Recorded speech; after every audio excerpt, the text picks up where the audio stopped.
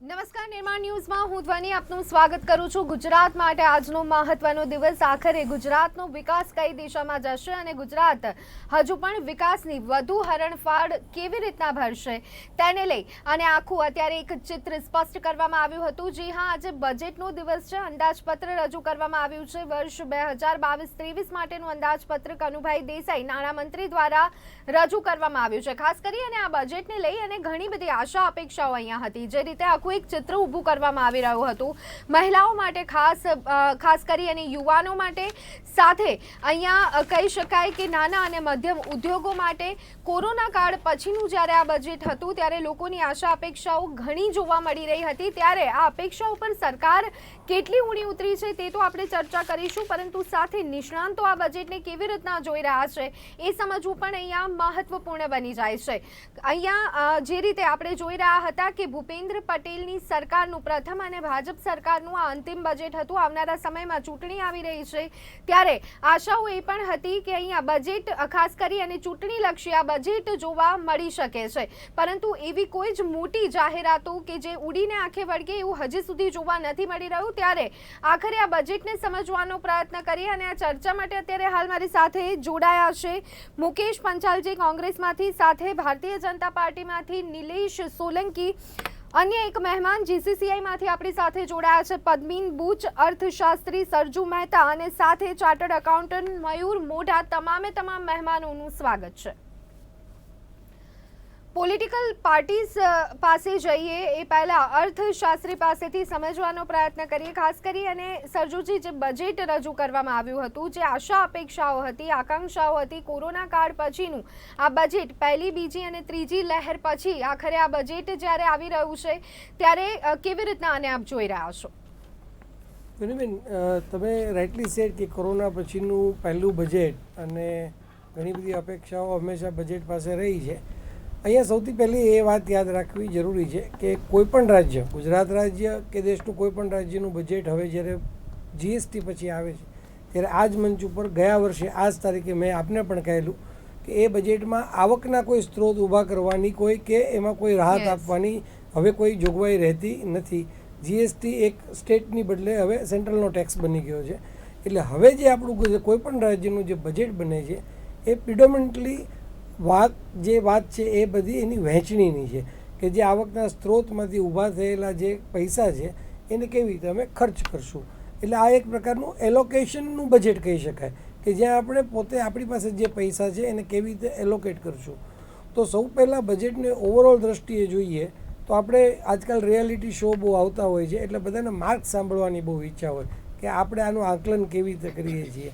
આજે ખરેખર તો ઉલટું બની ગયું છે કે બજેટની એનાલિસિસને બદલે બજેટ 1 કલાક લેટ શરૂ થયું, હજી સુધી એના પડઘાઓ પણ ચાલી રહ્યા છે। એટલે બજેટની જાણે કોમેન્ટ્રી કરતા હોય ને એવું આજે વાતાવરણ રહેશે કે બજેટનું અવલોકન કરવાને બદલે સામે આજે બજેટ આપણે જોઈ રહ્યા છીએ। એટલે આજના બજેટમાં અવલોકનમાં આટલો એક ફરક છે કે જો માર્કની દ્રષ્ટિએ મને પૂછવામાં આવે તો હું ચોક્કસ એવું કહીશ કે હું તો 10માંથી 10 માર્ક આપીશ। એનું એક કારણ તમને સમજાવું।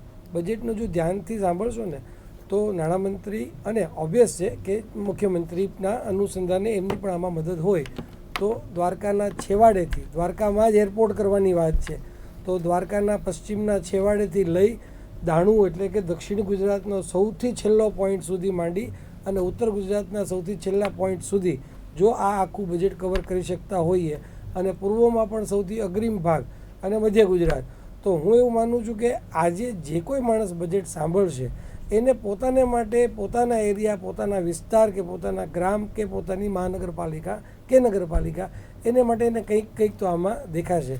તો એ માટે આપણે પહેલાં તો એને માર્ક આપવા જોઈએ કે મુખ્યમંત્રી અને નાણામંત્રીશ્રી બંનેનું પહેલું બજેટ હોવા છતાં એક પણ વસ્તુ વિસરાઈ નથી ગઈ। તો આપણે કાનુડાની આજે બજેટમાં વાત કરતા હોય તો મને તું વિસરતો નહીં એવી વાતની જો આપણે સર જોઈએ તો પહેલી વસ્તુ એ છે કે બધાને યાદ રાખ્યા છે।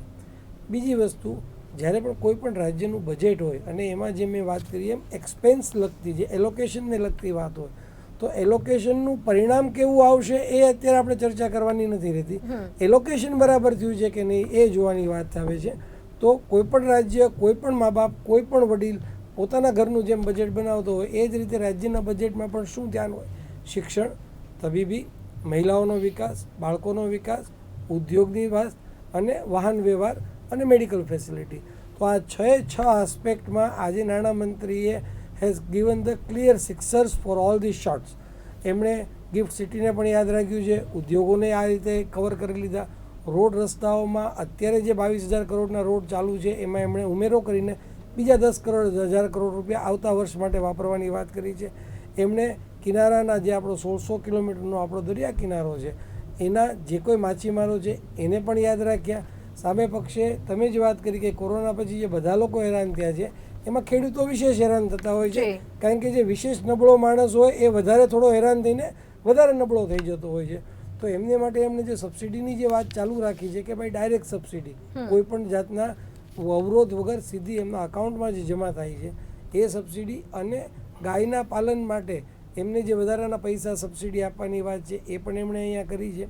સામે પક્ષે જોવા જાઓ તો ગૌ સંવર્ધન માટેનું અલગ એક આખી એક વાત જ અલગ આખી આપી છે, જે આપણને બજેટમાં વધારે ધ્યાનથી આપણને વાંચવા મળશે. કાલે સવારે કદાચ આપણે આખું બજેટ જોઈએ તો એ પણ સારી વાત છે.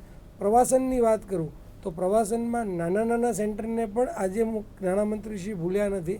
એમણે એક સરસ મજાનો બેલ્ટ આપ્યો છે કે ભાઈ યુનિટી જે આપણું સ્ટેચ્યુ છે, સ્ટેચ્યુ ઓફ યુનિટી, ત્યાંથી આગળ એક આખો એક પટ્ટામાં આપણે પ્રવાસનની એમણે ઉત્તેજક આપવાની વાત કરી છે, એ પણ બહુ સારી વાત છે.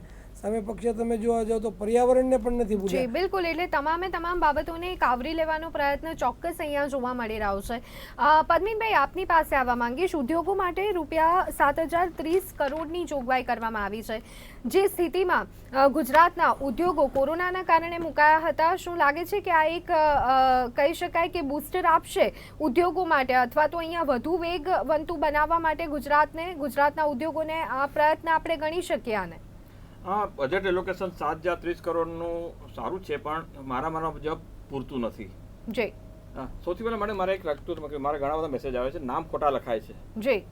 જી બિલકુલ, હું મારી પીસીઆર ટીમને કહેવા માંગીશ ખાસ કરી અને નામને લઈ અને કરેક્શન કરવામાં આવે. જી પદ્મિનભાઈ, જણાવો. તો હવે 7,030 કરોડનું બજેટ એલોટ કરેલું છે અંદર, એ સારું છે, પણ તમે એના ભાગ પાડો તો જે અમારી અપેક્ષા હતી એ પ્રમાણે ટેક્સટાઇલ પાર્ક એ આપેલો છે એક, જે નવસારીમાં થાય છે. મોરબીમાં સિરામિક પાર્કનું લોકેશન કરેલું છે.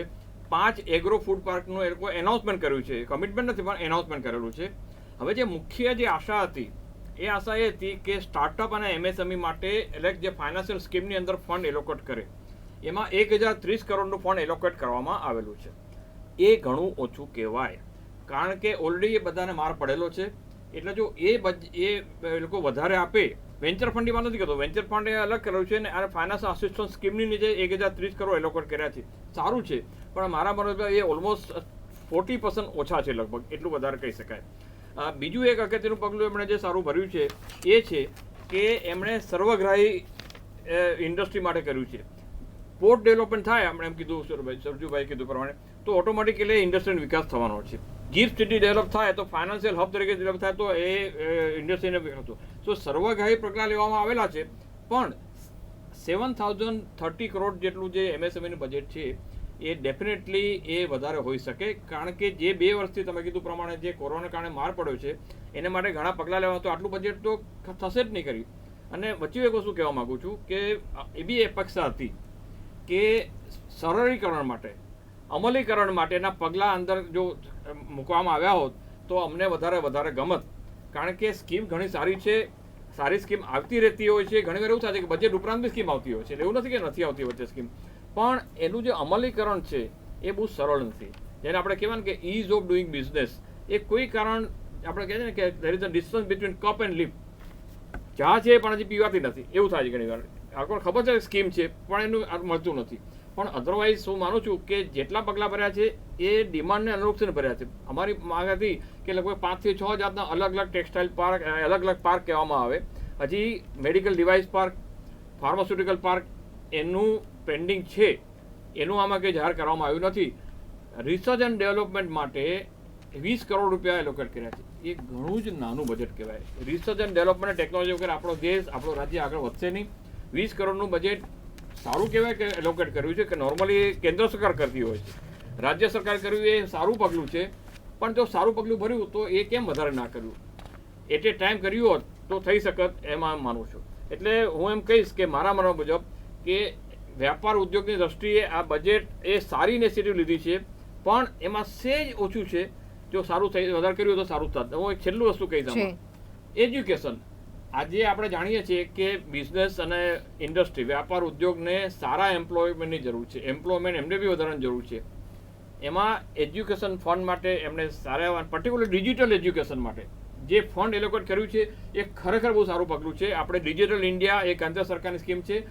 પહેલી વાર મારા માનવ મુજબ રાજ્ય સરકારે digital education date to school and college level પર માટે સારું એવું ફંડ એલોકેટ કર્યું છે. That is a very good thing.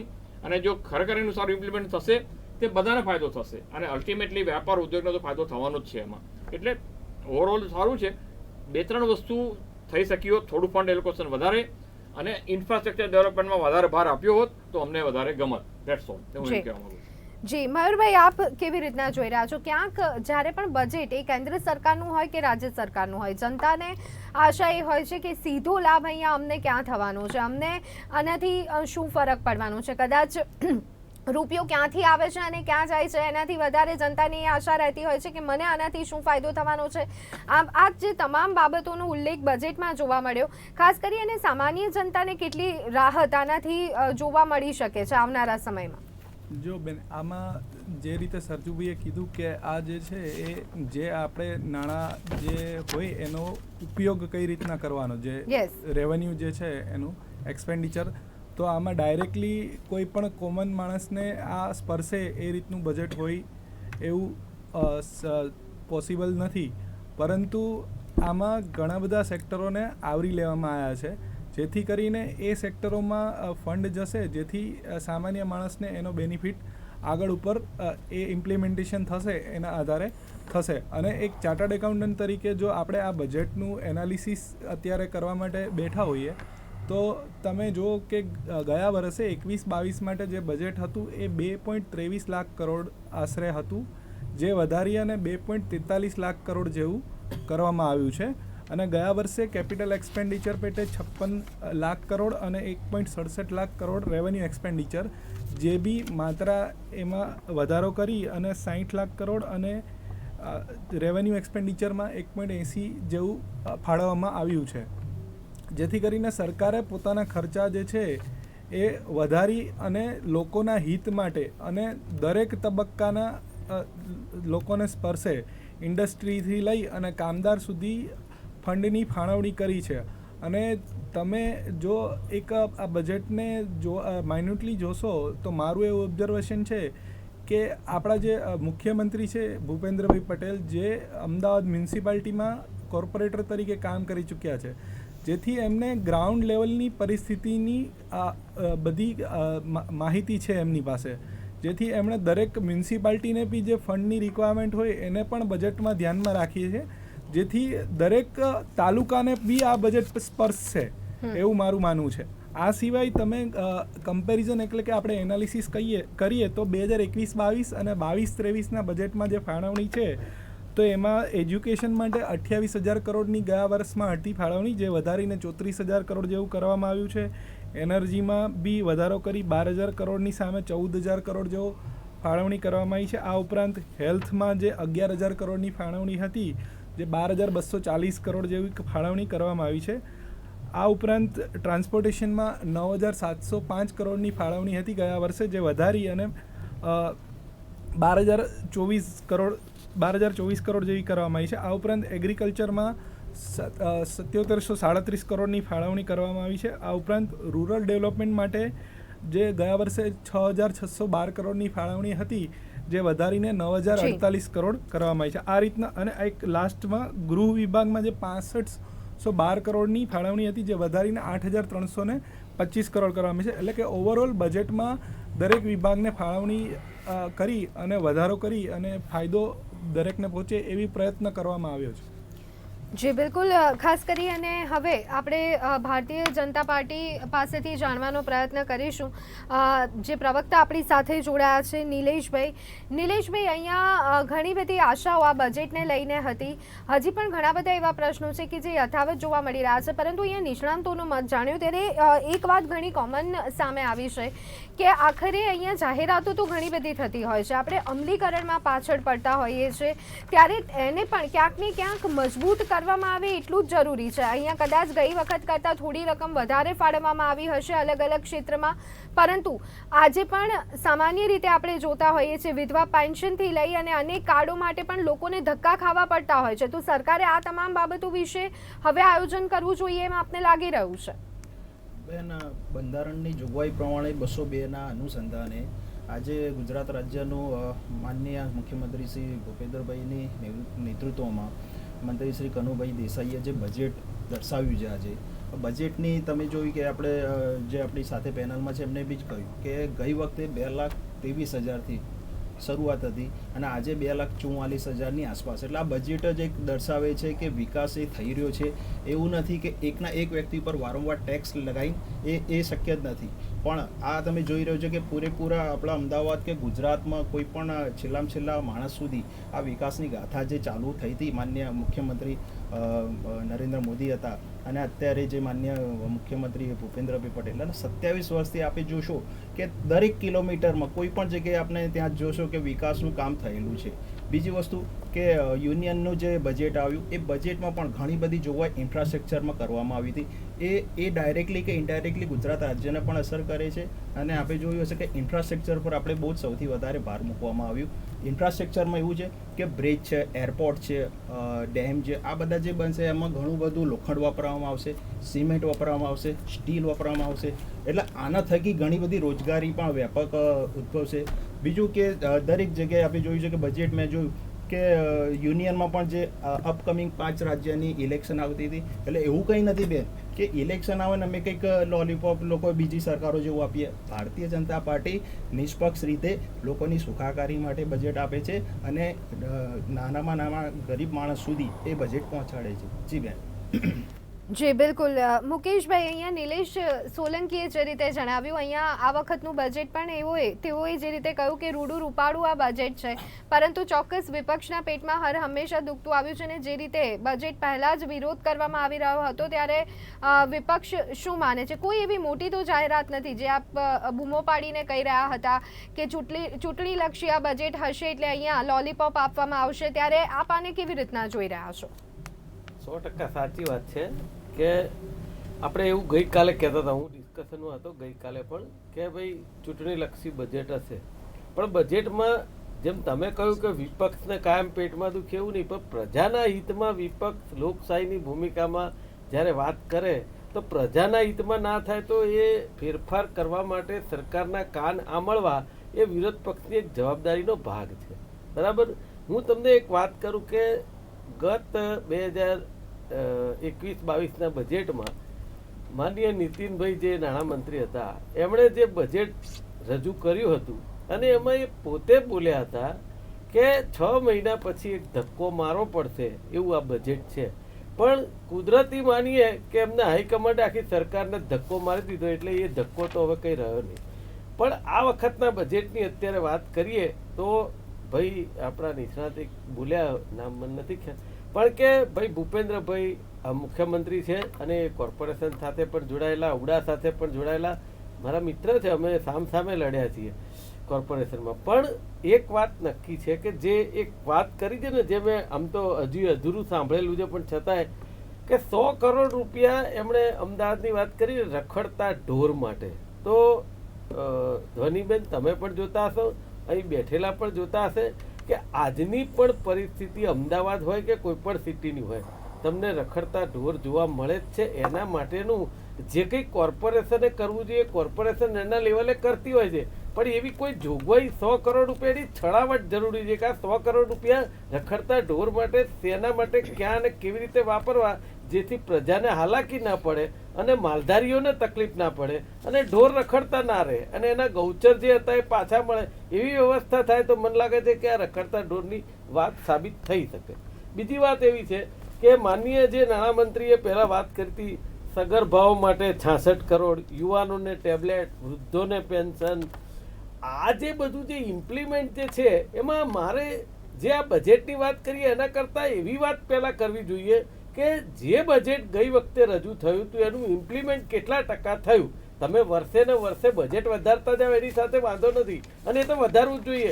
27 વર્ષથી ભાજપની ગુજરાતમાં સરકાર છે, એ ધ્વનિબેનની સરકાર હોય તો એમણે કામ કરવું પડે. 27 વર્ષે તો કામ કરવું જ પડે ને, કોઈ પણ મુખ્યમંત્રી હોય કે સરકાર હોય. એટલે એમાં કઈ વિકાસ થાય એ કઈ બહુ મોટી વાત નથી, પણ વિકાસ કઈ રીતે થવો, કેમ થવો, પણ મુકેશભાઈ અહીંયા સવાલ મારો આપને એ છે કે આજે જ્યારે બજેટ રજૂ થાય છે ત્યારે અમલીકરણને લઈ અને વિપક્ષ અહીંયા સવાલ ઉઠાવે છે, તો વર્ષ દરમિયાન વિપક્ષ શું કરતું હોય છે? વિપક્ષ જો અવાજ ઉઠાવે છે કે પછી અવાજ નથી ઉઠાવતું, અને જો ઉઠાવે છે તો સરકાર પર તેની અસર થતી હોય છે કે કેમ? કારણ કે આ બધા જે સવાલો છે એ આપણે સામાન્ય દિવસમાં પણ સરકારના કાન આંબળી શકતા હોઈએ છીએ, તો શું વિપક્ષની ભૂમિકા અહીંયા દમદાર નથી? જો મારી બહુ સારો સવાલ કર્યો અને ખરેખર એ મારે જવાબ આપવાનો જ હતો, પણ તમે સવાલ કર્યો એટલે મને મજા આવી ગઈ કે આ જે બીજેપીની પ્રણાલિકા છે, ખરેખર લોકશાહી આ દેશમાં અત્યારે મરી પરવારી હોય ને એવું મને અત્યારે ગુજરાતમાં, હું પોતે 31 વર્ષ થયા કોંગ્રેસમાં, હું પોતે ફીલ કરું છું. 4 ચૂંટણી લડ્યો છું કે તમે જે કહ્યું કે વિરોધ પક્ષ અત્યારે જ વાત કરે છે, અરે બેન, વિરોધ પક્ષને કોઈ જો વિરોધ કરવા માટે ધરણા કરે, આંદોલનો કરે, રસ્તા ઉપર ઉતરે, એ મોંઘવારી હોય, ડીઝલ હોય, પેટ્રોલ હોય, કોરોના કાળના બેડ હોય, ઓક્સિજન હોય કે પછી રેમડેસિવિરના ઇન્જેક્શન હોય જે CR પાટીલ સાહેબ લઈને જતા રહ્યા હતા 5000, આવા મુદ્દે જ્યારે તમે વિરોધ કરવા માટે વિરોધ પક્ષ પરમિશન માગે તો ગુજરાતની પોલીસ પરમિશન આપતી નથી. આટલી સરમુખત્યારશાહી હોય ત્યાં વિરોધ કરવા માટે કેવી રીતે જવું? અને છતાં પણ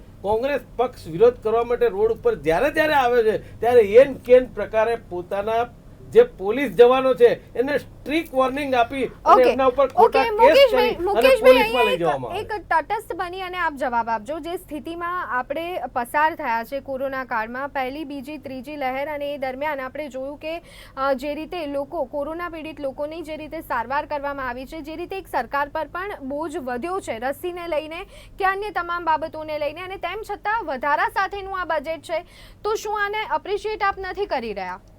જી, આપને જ પૂછી રહી છું. એપ્રિશિએટની વાતમાં એવું છે બેન કે જે કોરોના કાળની અંદર જે વધારા સાથેનું, તમે એક પેટ્રોલ ડીઝલના નામે 20-20 રૂપિયા પબ્લિકના ખંખેરી લીધા છે અને મફત રસીકરણની આ બજેટમાં જાહેરાત કરે છે. તમે સમજો, મફત રસીકરણની વાત ખરેખર પ્રધાનમંત્રીશ્રીએ ના કરવી જોઈએ, ગુજરાતના મુખ્યમંત્રીએ ના કરી દે, અથવા તો મફત રસી આપવી નહોતી. કારણ એવું છે કે જ્યારે જ્યારે વૈશ્વિક મહામારી આવે, જે તે સરકારો પહેલા હતી, આજથી 100 વર્ષ પહેલા પણ મહામારી આવેલી, અને એ સરકારો બી બધું કરેલું છે, તો એનો મતલબ એવો નથી કે આટલી બધી જાહેરાતોમાં પૈસા. સરજુભાઈ, આપની પાસે આવવા માંગીશ. ક્યાંક ને ક્યાંક વિપક્ષનો જે અવાજ છે એમાં થોડો ઘણો જનતાનો પણ અવાજ છુપાયેલો છે. જે અહીંયા સીધા પ્રશ્નો છે, બેરોજગારી છે, મોંઘવારી છે, ગુજરાતમાં પણ આપણે આ તમામ મુદ્દાઓની સામે અત્યારે હાલ લડી રહ્યા છે અને જનતા પણ આ તમામ બાબતો ભોગવી રહી છે, ત્યારે ક્યાંક આશા એવી છે કે સીધો લાભ અહીંયા થવો જોઈએ. દેશમાં પણ જ્યારે વાત થતી હોય છે ત્યારે અનેક વિપક્ષો દ્વારા કહેવામાં આવતું હોય છે કે જનતાને સીધો લાભ કેમ નથી આપવામાં આવતો, ત્યારે શું એ રીતે આ બજેટને આપણે યોગ્ય ગણી શકીએ છીએ? સરજુભાઈ. ધોનીબેન, આપના પ્રશ્નમાં સીધા લાભની જે શબ્દ છે એ શબ્દની તો પહેલા છણાવટ થવી જોઈએ. સીધો લાભ કોને ગણવાનો? આજે મારા ખીચામાં કોઈ પૈસા આવતા હોય એને મારે સીધો લાભ ગણવાનો, કે મારા ખીચામાંથી કોઈ પૈસા જતા અટકવાના હોય એને મારે સીધો લાભ ગણવાનો, કે મને કોઈ વસ્તુ કે કોઈ સેવાનો લાભ મળે છે એને લાભ ગણવાનો? આપણે પહેલાં જ વાત એ પ્રમાણે જ્યારે પણ કોઈ બજેટની વાત હોય તો બજેટમાં આવક અને ખર્ચ એ શબ્દ હોય છે.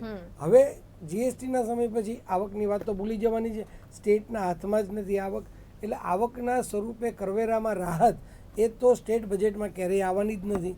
એટલે એવી અપેક્ષાઓ કે મને કંઈક મળે કર રાહતના રૂપે, એ વસ્તુ પૂરી થઈ જાય છે. તો પછી મારા ખીચામાંથી કંઈક જતું અટકે તો એ અટકે છે. કદાચ તમારો પ્રશ્ન એમ હોય કે ભાઈ મને કોઈ વસ્તુ એક્સ ભાવમાં મળતી હોય એની બદલે મને કોઈ વાય અથવા તો ઘટતા ભાવમાં મને મળે, એ આપનો પ્રશ્ન હોઈ શકે. અને બીજી વસ્તુ છે કે મને કંઈક મળે તો કે મને કંઈક સેવા મળે, મને પ્રજા તરીકે મને સરકારે ઊભી કરેલી કોઈ સવલત પ્રાપ્ત થાય. તો વધારે વસ્તુ માણસ, કારણ કે આજે મારા ખીચામાંથી કોઈક વસ્તુ જતી અટકે છે એ વસ્તુનું પ્રમાણ જ્યારે હું જોઉં છું ત્યારે એ પ્રમાણ હું ક્વોન્ટિફાઈ નથી કરી શકતો. એ પ્રમાણનું જે ઇન્ડેક્સ છે, જે મોંઘવારીનો ઇન્ડેક્સ છે કે જે કોઈ પણ પ્રાઇસ ઇન્ડેક્સ છે એની વસ્તુ આવે તો બજેટના દિવસે એવી કોઈ ઘટના નથી બનતી કે બજેટના દિવસે કોઈ ભાવમાં વધારો થાય કે ઘટાડો થાય. તો બજેટનું જે સીધો સેવા કે સીધી મને લાભ મળ્યો, મારી પાસે શું આવ્યું, એ એક જ રીતે અવલોકન કરી શકે કે સરકારે ઊભી કરેલી જે આ આખી ફ્રેમવર્ક છે એમાંથી મને સવલતમાંથી કંઈક મળવાનું છે. તો આજે આપણે નાગરિક તરીકે શું ઉપયોગ કરીએ છીએ?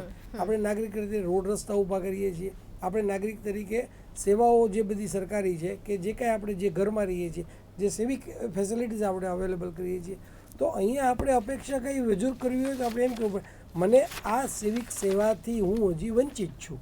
તો એવી કોઈ સિવિક સેવાઓથી આપણે વંચિત આ બજેટમાં રહ્યા એવું આપણને લાગે તો આપણે એમ કહીએ કે અમને કશું નથી મળ્યું. મારી દૃષ્ટિએ જોવા જાવ તો 4 બેઝિક વસ્તુ છે અને 2 એડિશનલ વસ્તુ છે.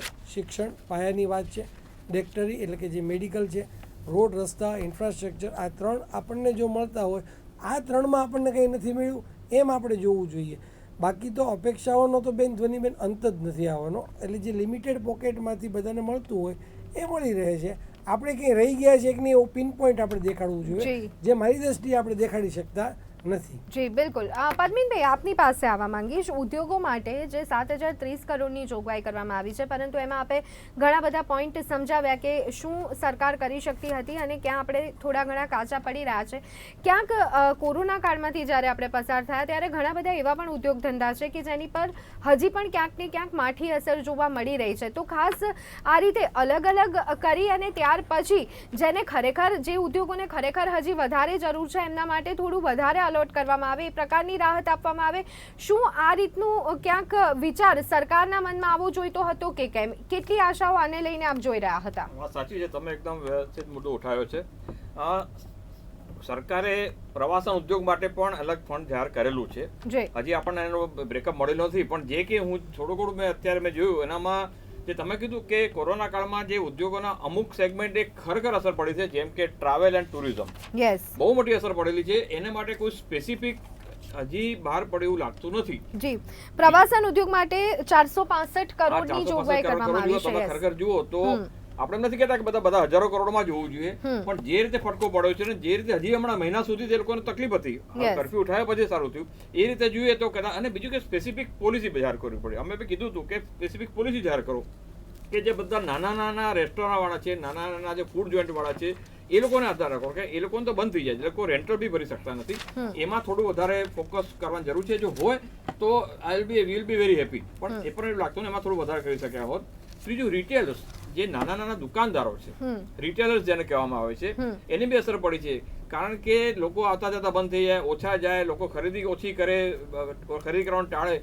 આ બંને સેગમેન્ટ એવા છે જેને કોરોનાને કારણે ખરેખર અસર પડી હતી. એમાં થોડું વધારે લક્ષ્ય સેવી શક્યા હોત. એની સામે એક બે વસ્તુ સારી પણ ગવર્મેન્ટ રાજ્ય સરકાર, આપણે સમજવું જોઈએ કે રાજ્ય સરકાર અને કેન્દ્ર સરકારના થોડા ડોમેન અલગ હોય છે. ઓકે, એજ્યુકેશન, હેલ્થ ટુ સમ એક્સટેન્ટ, આ બધું રાજ્ય સરકાર વધારે થોડું કરી શકે અને રાજ્ય સરકારના પહેલામાં છે. એટલા માટે જે રિટેલર્સ છે, નાના દુકાનદારો છે, નાના ઉદ્યોગકારો છે અને નાના રેસ્ટોરન્ટવાળા છે, એ બધાને રાજ્ય સરકારના પરિપ્રેક્ષમાં આવે છે.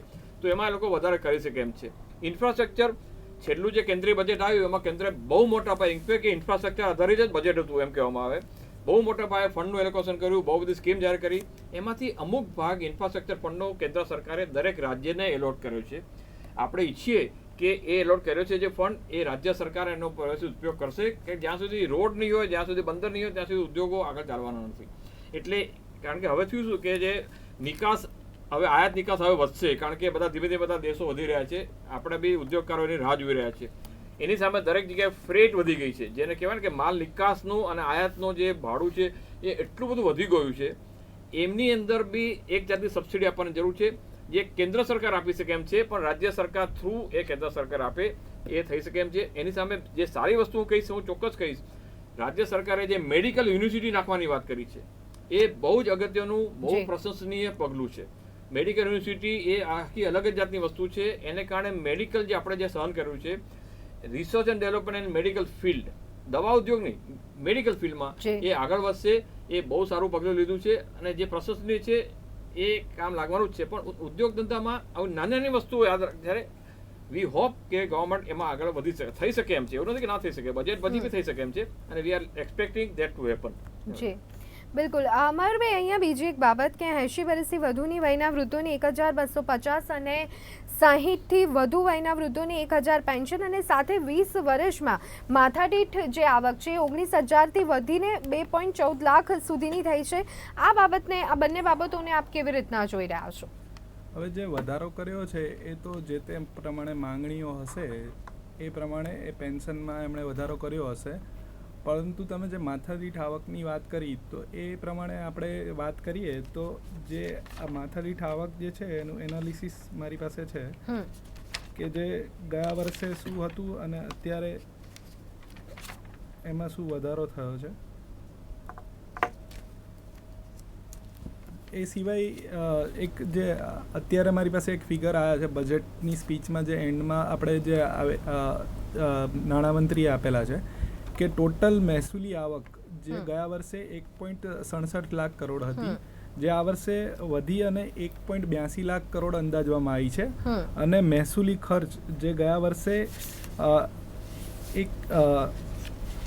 મહેસૂલી ખર્ચ જે ગયા વર્ષે એક ફિગર્સ આ વખતના 1.81 કરોડ મહેસૂલી ખર્ચની ફાળવણી થશે. એટલે કે એમાં જે મહેસૂલી પુરાંત જે છે 1000 કરોડની રહેશે અને મૂડી આવક જે છે ગવર્મેન્ટની એ 51,000 કરોડ છે અને લોનમાંથી 59,000 કરોડ મળશે. આ રીતના એમાં સરવાળો કરી અને એમાં 7,000 રૂપિયાની ખાધની જોગવાઈ કરવામાં આવી છે. એટલે કે ગયા વર્ષની કમ્પેરિઝનમાં મહેસૂલી આવક અને મૂડી આવક બંનેમાં વધારો થયો છે. હવે એમાં ઇન્ટરનલ સ્પષ્ટતા કરવા માંગીશ કે મહેસૂલી આવક જે છે એ સરકારની શું હોય, તો કે એ સ્ટેટ GST છે, સેલ ટેક્સ અને વેટ છે, એ ઉપરાંત ટેક્સ ડ્યુટીઝ ઓન ઇલેક્ટ્રિસિટી જે છે, એ ઉપરાંત stamp duty, taxes, land revenue, GST compensation ની ગ્રાન્ટ હોય છે અને GST કમ્પન્સેશન લોન હોય છે. આ જે સરકારની આવકના મહેસૂલી આવકના સ્ત્રોત છે તો એમાં લગભગ 20,000 કરોડની વધારાની જોગવાઈ આવશે એવી જોગવાઈ કરવામાં આવી છે.